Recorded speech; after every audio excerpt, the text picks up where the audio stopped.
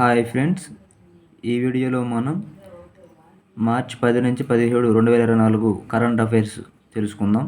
దిగుమతుల్లో Bharat, ఎగుమతుల్లో America top. అంటే ప్రపంచంలోనే ఆయుధాలు దిగుమతి చేసుకున్న దేశాల్లో 9.8%తో భారత్ తొలి స్థానంలో ఉందని Stockholm International Peace Research Institute (SIPRI) నివేదిక తెలిపింది. 2014-18తో పోలిస్తే 2019-23 మధ్య కాలంలో దిగుమతులు 4.7% పెరిగాయని వెల్లడించింది. మొత్తం దిగుమతుల్లో 36% రష్యా నుంచి భారత్ దిగుమతి చేసుకుంటోంది. ఆయుధాల దిగుమతిలో రెండో స్థానంలో సౌదీ అరేబియా 8.4%తో రెండో స్థానం, మూడో స్థానంలో ఖతర్ 7.6% ఉన్నాయి. ఆయుధాలు ఎగుమతి చేసే దేశాల్లో అమెరికా 42%తో తొలి స్థానంలో నిలిచింది. అదేవిధంగా ఐరోపా దేశాలతో భారత్ కీలక ఒప్పందం. ఐరోపాలోని స్విట్జర్లాండ్, ఐస్లాండ్, నార్వే, లిక్టెన్స్టైన్ దేశాలతో కూడిన యూరోపియన్ స్వేచ్ఛా వాణిజ్య అసోసియేషన్ (EFTAతో భారత్ ఒప్పందం చేసుకుంది. దీని ద్వారా దేశ ఆర్థిక ప్రగతిని పెంపొందించడమే కాకుండా యువతకు ఉద్యోగ, ఉపాధి అవకాశాలు కల్పించనున్నారు. రాబోయే 15 ఏళ్లలో దేశంలో $100 బిలియన్ ఫారిన్ ప్రత్యక్ష పెట్టుబడుల హామీకి ఈ అగ్రిమెంట్ కట్టుబడి ఉంది. పాలస్తీనా ప్రధానిగా ముస్తఫా. పాలస్తీనా అథారిటీకి కొత్త ప్రధానిగా మొహమ్మద్ ముస్తఫాను నియమిస్తూ అధ్యక్షుడు మహమూద్ అబ్బాస్ నిర్ణయం తీసుకున్నారు. పాలస్తీనా అథారిటీలో సంస్కరణల కోసం ఒత్తిడి పెరగడంతో ఈ నిర్ణయం తీసుకున్నారు. ఆర్థికవేత్త అయిన ముస్తఫా వాషింగ్టన్ యూనివర్సిటీలో చదువుకున్నారు. ప్రపంచ బ్యాంకుల్లో పలు హోదాల్లో పనిచేశారు. మానవాభివృద్ధి సూచీలో భారత్ మెరుగుపడింది. UNDP మానవాభివృద్ధి సూచీలో భారత్ ఒక ర్యాంకు మెరుగుపడింది. 2022 ఏడాదికి సంబంధించి ఈ సూచీలో మొత్తం 193 దేశాలకు గాను భారత్ 134వ స్థానంలో నిలిచింది. చైనా 75, శ్రీలంక 78, భూటాన్ 125, బంగ్లాదేశ్ 129వ స్థానంతో మనకన్నా మెరుగైన స్థానంలో ఉన్నాయి. లింగ సమానత్వ సూచీలో 2021లో 122వ స్థానంలో 122వ స్థానంలో ఉన్న భారత్ 2022లో 108వ స్థానంలో నిలిచింది. పాక్ అధ్యక్షుడిగా జర్దారీ. పాకిస్తాన్ 14వ అధ్యక్షుడిగా పాకిస్తాన్ పీపుల్స్ పార్టీ కో-చైర్పర్సన్ ఆసిఫ్ అలీ జర్దారీ గెలుపొందారు. ఇప్పటికే ఆయన 2008 నుంచి 13 వరకు దేశ అధ్యక్షుడిగా పనిచేశారు. జర్దారీ పాక్ మాజీ ప్రధాని బెనజీర్ భుట్టో భర్త. మారిషస్ జాతీయ దినోత్సవంలో ముర్ము.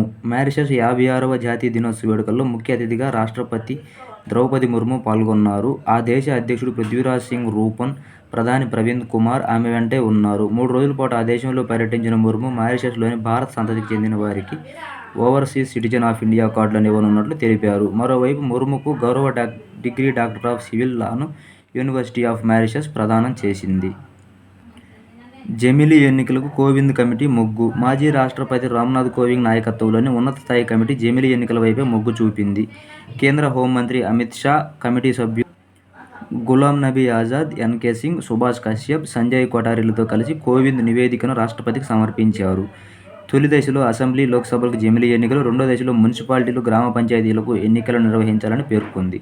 ఇందుకోసం దేశవ్యాప్తంగా ఒకే ఓటరు జాబితాను తయారు చేయాలని సూచించింది. లోక్సభ కాలపరిమితిని నిర్దేశించే ఆర్టికల్ 83, అసెంబ్లీ కాలపరిమితిని నిర్దేశించే ఆర్టికల్ 172ని సవరిస్తూ రాజ్యాంగంలో ఆర్టికల్ 82(a)ను చేర్చాలని తెలిపింది. ఈ సవరణకు రాష్ట్రాల ఆమోదం అవసరం లేదని పేర్కొంది. లోక్సభ, అసెంబ్లీ, మున్సిపాలిటీ, గ్రామ పంచాయతీ ఎన్నికలు ఏ కారణంగానైనా ముందే రద్దయితే వాటికి మిగిలిన లోక్సభ కాలపరిమితి వరకే మధ్యంతర ఎన్నికలు నిర్వహించాలని సూచించింది. దేశంలో CAA అమలు. దేశంలో సిటిజన్షిప్ అమెండ్మెంట్ యాక్ట్ CAA 2019 అమలులోకి వస్తుందని కేంద్ర హోంశాఖ నోటిఫికేషన్ జారీ చేసింది. ఈ బిల్లు 2019 డిసెంబర్ 11న పార్లమెంటు ఆమోదం పొందిన దేశవ్యాప్త నిరసనలతో అమలు చేయలేదు. ఈ చట్టం ప్రకారం పాక్, ఆఫ్ఘాన్, బంగ్లాదేశ్ల నుంచి 2015 సంవత్సరం లోపు దేశంలోకి వచ్చిన ముస్లిమేతరులకు పౌరసత్వం కల్పించనుంది. ప్రపంచంలోనే పొడవైన 2 వరుసల టన్నెల్ ప్రారంభం. భారత్ చైనా సరిహద్దులో నిర్మించిన సేలా టన్నెల్ను ప్రధాని మోదీ ప్రారంభించారు. అరుణాచల్ ప్రదేశ్ రాజధాని ఈటానగర్లో నిర్వహించిన కార్యక్రమంలో ఈ ప్రాజెక్టును జాతికి అంకితం చేశారు. ప్రపంచంలోనే అతి పొడవైన 2 వరుసల టన్నెల్గా ఇది గుర్తింపు పొందింది. భారత్ చైనా సరిహద్దులో ఎటువంటి అత్యవసర పరిస్థితుల్లోనైనా ఆయుధాలు, బలగాలను తరలించడానికి 825 కోట్లతో దీన్ని నిర్మించారు. కేంద్ర ఎన్నికల సంఘం కమిషనర్ల నియామకం. కేంద్ర ఎన్నికల సంఘం కమిషనర్లుగా జ్ఞానేష్ కుమార్, సుఖ్బీర్ సంధు నియమితులయ్యారు. ప్రధాని అధ్యక్షతన సమావేశమైన ఉన్నత స్థాయి కమిటీ వారిని ఎంపిక చేసింది. ఇటీవల కేంద్ర ఎన్నికల సంఘం కమిషనర్ అరుణ్ గోయల్ అకస్మాత్తుగా తన పదవికి రాజీనామా చేయడం, అనూప్ చంద్ర పాండే ఇటీవల పదవీ విరమణ చేయడంతో తాజాగా వీరిద్దరిని నియమించారు. 22,217 ఎలక్టోరల్ బాండ్లు విక్రయించాం ఎస్బీఐ ప్రకటించింది. ఎలక్టోరల్ బాండ్ల వివరాలకు సంబంధించి ఎస్బీఐ సుప్రీంకోర్టుకు వెల్లడించింది. 2019 ఏప్రిల్ 1 నుంచి 2024 ఫిబ్రవరి 15 వరకు మొత్తం 22,217 ఎలక్టోరల్ బాండ్లు విక్రయించినట్లు కోర్టుకు సమర్పించిన అఫిడవిట్లో పొందుపరిచింది. ఇందులో 22,030 బాండ్లను రాజకీయ పార్టీలు రీడీమ్ చేసుకున్నట్లు పేర్కొంది. అయితే ఎలక్టోరల్ బాండ్స్ అసంతృప్తిగా ఉన్నాయని సుప్రీంకోర్టు బాండ్ల నంబర్లతో సహా సమర్పించాలని ఎస్బీఐని ఆదేశించింది. సీ డిఫెండర్ 2024 విన్యాసం ఇండో పసిఫిక్ ప్రాంతంలో సముద్ర భద్రతను మెరుగుపరచడానికి Bharat, America coast guard sea defender 2024 పేరుతో విన్యాసం నిర్వహించాయి. పోర్ట్ బ్లెయిర్ వేదికగా మార్చి 9, 10 తేదీల్లో ఈ విన్యాసాలు జరిగాయి. దివ్యాస్త్ర మిషన్ సక్సెస్ మిషన్ దివ్యాస్త్రలో భాగంగా డీఆర్డీఓ రూపొందించిన అగ్ని-5 క్షిపణి పరీక్ష విజయవంతమైంది. Multiple independently targetable re-entry vehicle (MIRV) technology సాయంతో దీనిని దేశీయంగా అభివృద్ధి చేశారు. 50,000 కేజీల బరువైన ఈ క్షిపణి 5,500 కిలోమీటర్ల నుంచి 8,000 కిలోమీటర్ల దూరం ఉన్న టార్గెట్లను ఛేదించగలదు. 1,500 కేజీల వార్ హెడ్లను మోసుకుపోగలదు. దివ్యాస్త్ర మిషన్ విజయవంతం కావడంతో MIRV సామర్థ్యం కలిగిన America, Britain, France, Russia, China దేశాల సరసన భారత్ చేరింది. దేశీయంగా డిటెక్టర్ల అభివృద్ధి పేలుడు పదార్థాలను గుర్తించే 2 రకాల డిటెక్టర్లు అందుబాటులోకి వచ్చాయి. స్వదేశీ డిటెక్టర్లను electronics corporation of India limited, అణుశక్తి విభాగం, డీఆర్డీఓ సంయుక్తంగా వీటిని అభివృద్ధి చేశాయి. 12 రకాల భద్రతా సంస్థలకు ఇంటెలిజెన్స్ బ్యూరో ఈ డిటెక్టర్లను అందించనుంది. స్వదేశీ యుద్ధ విమానం తేజస్కు ప్రమాదం రాజస్థాన్లోని జైసల్మేర్లో తేలికపాటి తేజస్ యుద్ధ విమానం కుప్పకూలింది. ఈ యుద్ధ విమానం IAF 18వ స్క్వాడ్రన్కు చెందింది. తేజస్ను స్వదేశీ పరిజ్ఞానంతో భారత్ రూపొందించింది. 2016లో దీన్ని వాయుసేనలో చేర్చారు. పోఖ్రాన్లో భారత్ శక్తి విన్యాసం భారత్ శక్తి పేరుతో భారత త్రివిధ దళాలు రాజస్థాన్లోని పోఖ్రాన్లో విన్యాసాలు నిర్వహించాయి. తేజస్, T-90 ట్యాంకులు, LHMK-4 యుద్ధ tank, K-9 Vajra, Dhanush, Sharang gun systems, Akash weapons systems, logistics డ్రోన్స్ను ప్రదర్శించారు. ఈ విన్యాసాలను తిలకించేందుకు ప్రధాని మోదీ, కేంద్ర మంత్రి రాజ్నాథ్ సింగ్ హాజరయ్యారు. సబ్మెరీన్లను ట్రాక్ చేసే హీవ్ సముద్రంలో సైనిక గస్తీకి ఉపయోగపడే మానవరహిత వాహనం హీవ్ను డీఆర్డీఓ కొచ్చి షిప్యార్డ్లో విజయవంతంగా పరీక్షించింది. సముద్రంలో శత్రు దేశాల జలాంతర్గాముల సైనిక ఆపరేషన్ను అడ్డుకోవడంలో ఈ తరహా వాహనాలు సాయపడనున్నాయి. నీటి అడుగున శత్రు దేశాల సబ్మెరీన్లను గుర్తించడం, ముప్పును ట్రాకింగ్ చేయడం వంటివి చేయనుంది. త్వరలో దేశంలో తొలి ఫ్లయింగ్ టాక్సీ భారతదేశపు మొట్టమొదటి ఫ్లయింగ్ టాక్సీ E200ను ఈ ప్లేన్ కంపెనీ అభివృద్ధి చేసింది. దేశంలో తొలి ఫ్లయింగ్ టాక్సీ సేవలు 7 లేదా 8 నెలల్లో ప్రారంభించే అవకాశాలున్నాయని కంపెనీ ఫౌండర్ సత్య చక్రవర్తి తెలిపారు. కర్ణాటకలో బైక్ ట్యాక్సీలు నిషేధం బైక్ ట్యాక్సీలపై కర్ణాటక ప్రభుత్వం నిషేధం విధించింది. బెంగళూరు మెట్రో సేవలకు అనుసంధానంగా 2022లో ఈ బైక్ ట్యాక్సీ పథకాన్ని తీసుకొచ్చింది. మహిళలపై వేధింపులు జరుగుతున్నట్లు ఫిర్యాదులు రావడంతో ఈ నిర్ణయం తీసుకుంది. ఇదే విషయంలో ర్యాపిడోకు మాత్రం హైకోర్టు ఊరటనిచ్చింది. వితంతువుల పెళ్లికి 2 లక్షలు వితంతువుల కోసం జార్ఖండ్ ప్రభుత్వం కొత్త పథకాన్ని ప్రారంభించింది. విధవ పునర్వివాహ ప్రోత్సాహన్ యోజన పేరుతో ఆ రాష్ట్ర సీఎం చంపై సోరెన్ ప్రారంభించారు. వితంతువులు మళ్లీ పెళ్లి చేసుకుంటే 2 లక్షలు ఇవ్వనున్నారు. మన ఫిల్టర్ కాఫీకి 2వ స్థానం భారతీయులు ఇష్టంగా తాగే ఫిల్టర్ కాఫీకి ప్రపంచంలో 2వ స్థానం దక్కింది. ఫుడ్ అండ్ ట్రావెల్ గైడ్ అయిన టేస్ట్ అట్లాస్ ప్రపంచ టాప్ 38 కాఫీల జాబితాను విడుదల చేసింది. మొదటి స్థానంలో క్యూబాకు చెందిన ఎస్ప్రెస్సో నిలిచింది. ఉత్తరాఖండ్ యూసీసీకి రాష్ట్రపతి ఆమోదం ఉత్తరాఖండ్ అసెంబ్లీ ఆమోదించిన ఉమ్మడి పౌర స్మృతి (UCC) బిల్లుకు రాష్ట్రపతి ఆమోదం తెలిపారు.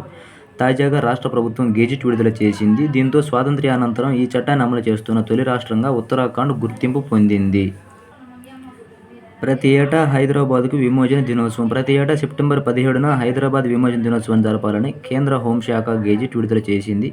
అమరవీరులకు నివాళులర్పించడంతో పాటు యువతలో దేశభక్తిని పెంపొందించడానికి ఈ నిర్ణయం తీసుకున్నట్లు నోటిఫికేషన్లో పేర్కొంది. ఎలివేటెడ్ కారిడార్ నిర్మాణానికి శంకుస్థాపన హైదరాబాద్లో NH-44పై ఎలివేటెడ్ కారిడార్ నిర్మాణానికి సీఎం రేవంత్ రెడ్డి శంకుస్థాపన చేశారు.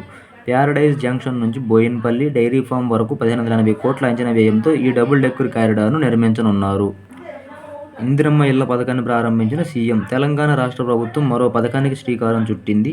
ఇందిరమ్మ ఇళ్ల పథకాన్ని భద్రాచలంలో సీఎం రేవంత్ రెడ్డి ప్రారంభించారు. ఇళ్ల నమూనాను ఆవిష్కరించారు. ఈ పథకం కింద పేదలకు 5 లక్షలు ఇవ్వనున్నారు. గిరిజనులు, దళితులకు 1,00,000 అదనంగా కలిపి మొత్తం 6 లక్షలు ఇస్తామని డిప్యూటీ సీఎం బట్టి విక్రమార్క ప్రకటించారు. మహిళల భద్రత కోసం టీ-సేఫ్ యాప్. తెలంగాణలో మహిళల భద్రత కోసం వారి ప్రయాణాలను పర్యవేక్షించడానికి వీలుగా ప్రత్యేక సేవలను అందించే టీ-సేఫ్ యాప్ను సీఎం రేవంత్ రెడ్డి ప్రారంభించారు. మహిళలకు తక్షణ సహాయం అందించడానికి ఇది ఉపయోగపడుతుంది. లైవ్ లొకేషన్ షేర్ చేయడానికి, ప్రయాణ మార్గం నావిగేట్ చేయడానికి, ఆకస్మిక మరొకలు జరిగినప్పుడు పసిగట్టి పోలీసులు అప్రమత్తమయ్యేందుకు వీలుగా స్పెషల్ ఫీచర్లతో తెలంగాణ ఉమెన్ సేఫ్టీ వింగ్ ఈ యాప్ను రూపొందించింది. టీఎస్ బదులు టీజీగా మార్పు. తెలంగాణలో వాహన రిజిస్ట్రేషన్ల ప్లేట్లపై టీఎస్ను టీజీగా మార్పు చేశారు. ఈ మేరకు రాష్ట్ర ప్రభుత్వం గెజిట్ జారీ చేసింది. దీంతో వాహన రిజిస్ట్రేషన్ ప్లేట్లలో టీఎస్ బదులు టీజీగా రిజిస్ట్రేషన్ చేయనున్నారు. నూతన సిరీస్ను హైదరాబాద్, ఖైరతాబాద్లోని ఆర్టీఓ కార్యాలయంలో మంత్రి పొన్నం ప్రారంభించారు. ఏపీలో హైవేలను ప్రారంభించిన ప్రధాని. ఏపీలో 35 జాతీయ రహదారుల ప్రాజెక్టులను ప్రధాని మోదీ వర్చువల్గా ప్రారంభించారు. 29,000 కోట్లతో 1134 కిలోమీటర్ల పొడవైన జాతీయ హైవేలను నిర్మిస్తుండగా ఆనందపురం, పెందుర్తి, అనకాపల్లి, గురజానపల్లి, అవనగడ్డ, గుండుకొలను, కలపర్రు, ముర్కంబట్టు, చెర్లోపల్లి, దేవరపల్లి, జీలుగుమిల్లి రహదారులు ఉన్నాయి. వీటితో పాటు బెంగళూరు, కడప, విజయవాడ ఎకనామిక్ కారిడార్ పనులకు మోదీ శంకుస్థాపన చేశారు. ఈబీసీ నేస్తం నిధులు విడుదల. వైఎస్ఆర్ ఈబీసీ నేస్తం లబ్ధిదారులకు 3వ విడత సాయాన్ని అందజేశారు ఏపీ సీఎం జగన్. నంద్యాల జిల్లా బనగానపల్లిలో నిర్వహించిన సభలో 4,19,583 మంది మహిళల ఖాతాల్లో 629.37 కోట్లను జమ చేశారు. ఈ పథకం కింద అగ్రవర్ణ పేదల్లోని 45 ఏళ్ల నుంచి 60 ఏళ్లలోపు మహిళలకు ఏటా 15,000 జమ చేస్తున్నారు. అంతకుముందు కర్నూలులో నేషనల్ లా యూనివర్సిటీకి సీఎం భూమి పూజ చేశారు. రాష్ట్రంలో మత్స్యకారులకు పరిహారం. ఓఎన్జీసీ పైప్లైన్ పనులతో జీవనోపాధి కోల్పోయిన 23,458 మంది మత్స్యకారుల కుటుంబాలకు సీఎం జగన్ పరిహారం అందించారు. ఒక్కొక్కరికి నెలకి 11,500 చొప్పున 6 నెలలకు 69,000 రూపాయలు కలిపి మొత్తంగా 161.86 కోట్ల ఆర్థిక సాయాన్ని అకౌంట్లో జమ చేశారు. మత్స్యకారులకు డీజిల్ సబ్సిడీని 6 నుంచి 9 రూపాయలకు పెంచారు. నర్సాపూర్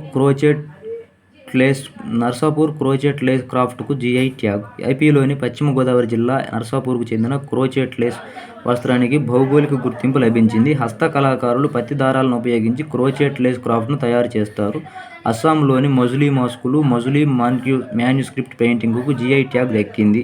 గుజరాత్కు చెందిన Ambaji white marble Kutch Rogan craft, Madhya Pradesh Ratlam జిల్లాలోని జయోరా తహసీల్లోని రియావాన్ వెల్లుల్లి, త్రిపుర సంప్రదాయ గిరిజన వస్త్రం రిసా, పశ్చిమ బెంగాల్కు చెందిన బంగ్లార్ మస్లిన్ చేనేత వస్త్రానికి భౌగోళిక గుర్తింపు లభించింది.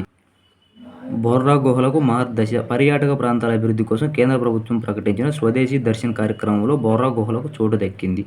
బొర్రా గుహల అభివృద్ధికి కేంద్రం 29.88 కోట్లు కేటాయించింది. ఈ పనులకు ప్రధాని మోదీ శ్రీనగర్ నుంచి వర్చువల్గా శంకుస్థాపన చేశారు. ప్రభుత్వ పాఠశాలల్లో స్టెమ్ ల్యాబ్స్. ఏపీలో ప్రభుత్వ పాఠశాలల విద్యార్థులకు సైన్స్, టెక్నాలజీ, ఇంజనీరింగ్, మ్యాథ్స్లో శిక్షణ ఇవ్వనున్నారు. ఇందుకోసం connect to Andhra, save the children, Agastya foundation స్వచ్ఛంద సంస్థలతో సమగ్ర శిశు శిక్ష ఒప్పందం చేసుకుంది. ఈ సంస్థల సహకారంతో ల్యాబ్లను ఏర్పాటు చేయనున్నారు. ఆసిఫాబాద్ జిల్లాలో బసాల్ట్ శిలలు. తెలంగాణలోని ఆసిఫాబాద్ జిల్లా గిన్నెదారి అటవీ ప్రాంతంలో మినియేచర్ కాలమ్నార్ బసాల్ట్ శిలలు బయటపడ్డాయి. Public research institute for history, archaeology and హెరిటేజ్కు చెందిన పరిశోధకులు వీటిని గుర్తించారు. 6.5 కోట్ల ఏళ్ల క్రితం భూగర్భం నుంచి బయటకు వచ్చిన లావా చల్లార్చగా ఏర్పడిన శిలలనే కాలమ్నార్ బసాల్ట్ శిలలు అంటారు. ఇంగ్లాండ్పై 4-1 తేడాతో భారత్ సిరీస్ గెలుపు. ఇంగ్లాండ్తో జరిగిన చివరి టెస్టులో ఇన్నింగ్స్ 64 రన్స్ తేడాతో భారత్ విజయం సాధించడంతో సిరీస్ను 4-1 తేడాతో కైవసం చేసుకుంది. సిరీస్లో 712 రన్స్తో రాణించిన యశస్వి జైస్వాల్కు man of the series award దక్కింది. భారత జట్టు ఇప్పటివరకు 579 టెస్టు మ్యాచ్లు ఆడగా 178 మ్యాచ్ల్లో గెలిచి 178 మ్యాచ్ల్లో ఓడింది. 222 మ్యాచ్లు డ్రా కాగా 1 మ్యాచ్ టై అయింది. Anderson record. England senior pacer James Anderson చరిత్ర సృష్టించారు. 147 టెస్టు క్రికెట్ చరిత్రలో 700 వికెట్లు తీసిన తొలి పేస్ బౌలర్గా నిలిచారు. 187 టెస్టుల్లో అండర్సన్ ఈ ఫీట్ సాధించారు. మురళీధరన్ శ్రీలంక నుంచి 800 వికెట్లు, షేన్ వార్న్ ఆస్ట్రేలియా నుంచి 708 వికెట్లు తొలి 2 స్థానాల్లో ఉన్నారు. నంబర్ 1 టెస్ట్ బౌలర్గా అశ్విన్. ఐసీసీ టెస్ట్ ర్యాంకింగ్స్లో team India spinner Ravichandran Ashwin number 1 బౌలర్గా నిలిచారు. 870 పాయింట్లతో ఒక స్థానం మెరుగుపరుచుకుని అగ్రస్థానానికి ఎగబాకారు. టెస్ట్ ఆల్రౌండర్ ర్యాంకింగ్స్లో రవీంద్ర జడేజా తొలి స్థానంలో, రవిచంద్రన్ అశ్విన్ 2వ స్థానంలో నిలిచారు. రంజీ ట్రోఫీ విజేత ముంబై 42వసారి రంజీ ట్రోఫీ విజేతగా నిలిచింది. ఫైనల్లో విదర్భపై 169 రన్స్ తేడాతో విజయం సాధించింది. ముషీర్ ఖాన్కు player of the match award దక్కగా Tanush Kotian player of the tourney అవార్డును అందుకున్నారు. ఈ మ్యాచ్ గెలుపుతూ ధవల్ కులకర్ణి ఫస్ట్ క్లాస్ క్రికెట్కు వీడ్కోలు పలికారు. ఇతను 96 ఫస్ట్ క్లాస్ మ్యాచ్ల్లో 28,112 281, 12 వన్డేల్లో 96 ఫస్ట్ క్లాస్ మ్యాచ్ల్లో 281, 12 వన్డేల్లో 19, ఐపీఎల్లో 86 వికెట్లు తీశారు. రిటైర్మెంట్ ప్రకటించిన star cricketer Australia cricketer Matthew Wade test క్రికెట్కు రిటైర్మెంట్ ప్రకటించారు. వన్డేలు, టీ20లో కొనసాగుతానని వెల్లడించారు. 36 టెస్టులు ఆడిన వేడ్ 29.87 సగటుతో 1613 రన్స్ చేశారు. ఫ్రెంచ్ ఓపెన్ 2024 విజేతగా సాత్విక్ చిరాగ్ జోడీ. భారత బ్యాడ్మింటన్ జోడీ Satwik Sairaj, Chirag Shetty French Open 2024 title విజేతగా నిలిచారు. మెన్స్ డబుల్స్ ఫైనల్లో చైనాకు చెందిన లీజీ హుయి, యాంగ్ పో జోడీపై 21-11, 21-17 తేడాతో గెలుపొందారు.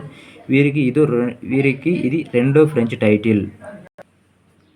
మిస్ వరల్డ్ 2024గా క్రిస్టినా. భారత్ వేదికగా జరిగిన 71వ మిస్ వరల్డ్ పోటీలో చెక్ రిపబ్లిక్ సుందరి క్రిస్టినా ప్లిస్కోవా విజేతగా నిలిచింది. ముంబైలో జరిగిన కార్యక్రమంలో మాజీ మిస్ వరల్డ్ కరోలినా బెలావ్స్కా చేతుల మీదుగా క్రిస్టినా కిరీటాన్ని అందుకున్నారు. రన్నరప్గా లెబనాన్ ముద్దుగుమ్మ యాస్మినా జైటౌన్ నిలిచారు. ఇది ఫ్రెండ్స్ ఈ వారం కరెంట్ అఫైర్స్. ఈ వీడియో కనుక మీకు నచ్చినట్టయితే లైక్ చేయండి, షేర్ చేయండి. Thanks for watching this video.